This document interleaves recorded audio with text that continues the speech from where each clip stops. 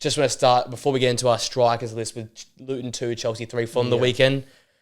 Cole Palmer, right? Yeah, well... There's not much else other than Cole Palmer. Yeah. Don't get me wrong.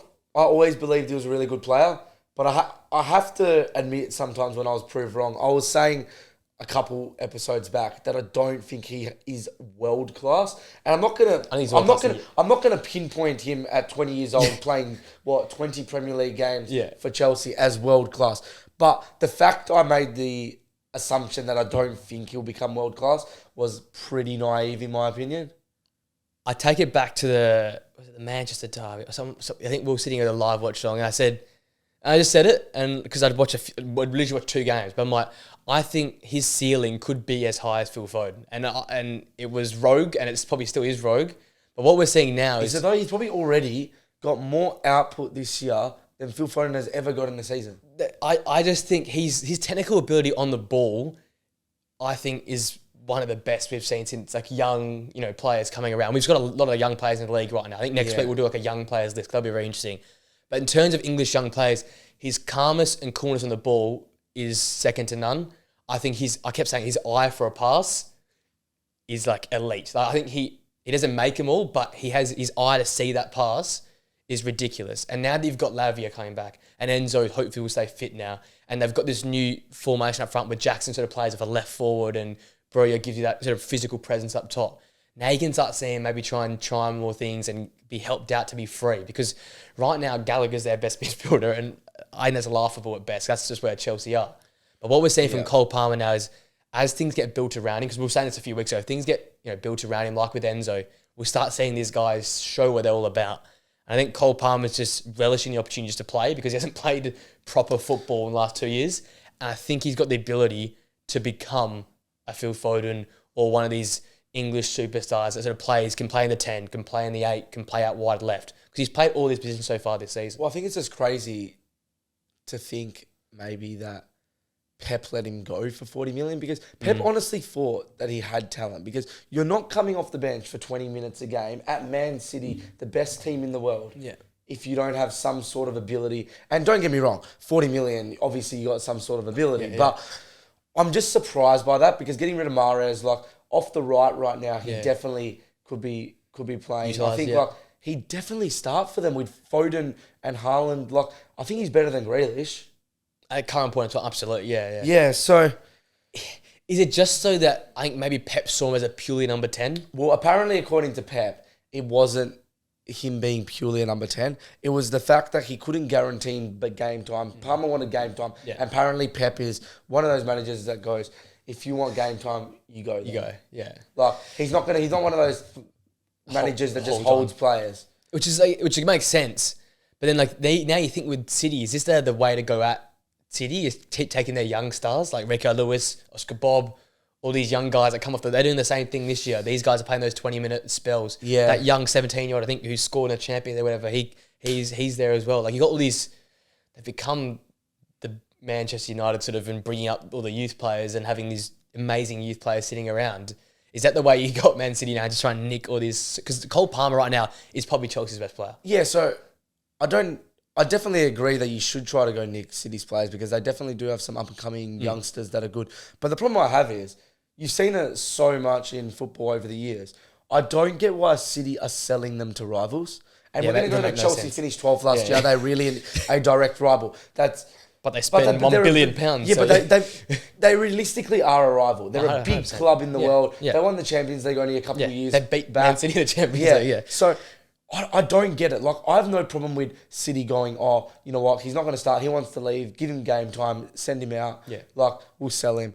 He's realistically a good player, but we've got better players. Fair enough. Yeah. That's big mentality. Yeah. That's a big mentality team. But I don't get why realistically, selling to a Chelsea, would you sell to a Liverpool? Would you sell that to an Arsenal? Would you sell... You couldn't do that. It's the same with how they were selling Zinchenko and Jesus to Arsenal. I never really understand it. Was a weird one. No other team in the world would ever do that. No. But Man City they're probably just going to get anyone off their books. And if, like you said, the Prem clubs have money now, so they'll probably just sell to any Prem clubs and offer them. It's a funny one. But go on. Hats off to Cole Palmer. He's been excellent all year. The way he plays, he isn't just an output player either. Like, he's so technical on the ball. Yeah. He gets the ball. He drives down the field. He tries to find a winger. Yeah. He's one of those players. If you watch him, it's a little bit like an Ozil. So what would happen is he's that link up player that he receives the ball from one of the wingers, one from a fullback, from another midfielder. But he's just always in that gap, which is funny to say because we were talking about this a couple of weeks back, and that traditional, like, I know he doesn't play as a 10, but he plays in the hole of a 10. So that traditional number 10 has kind of disappeared.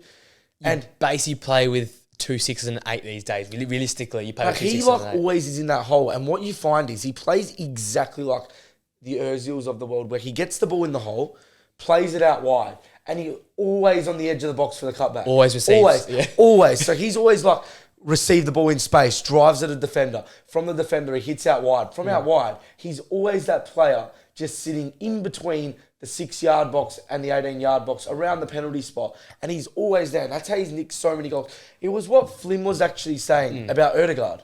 Yeah. It was what he was expecting from Odegaard. He's always that player, edge of the box. He always gets it. Yeah. But I think the difference is, at the moment, Cole Palmer's clinical in front of goal is what the difference is. see, that definitely is a factor. But I think also a factor is when you're Arsenal, and based off last year, there are a lot more defenders blocking the goal than you are at Chelsea. Yeah. Like, really, would Odegaard have the space that Cole Palmer is getting at the moment? Never. I think that will definitely change. But Yeah.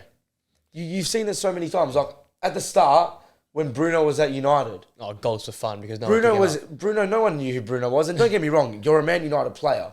You're a Chelsea player. So you're going to get the attention. Yeah. But there's a difference between getting attention and being a superstar that, like, you actually spend hours and hours in your video analysis going through.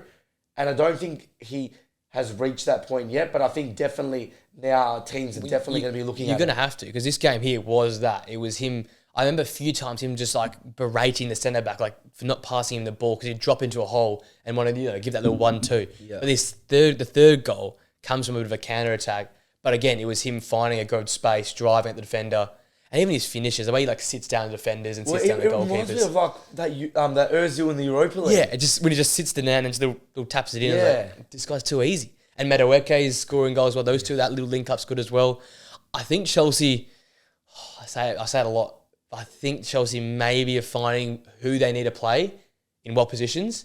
It's just now if they can get it going in that one direction. They've definitely found some players out of, I don't know if you say out of nowhere, but some players that definitely are very good players.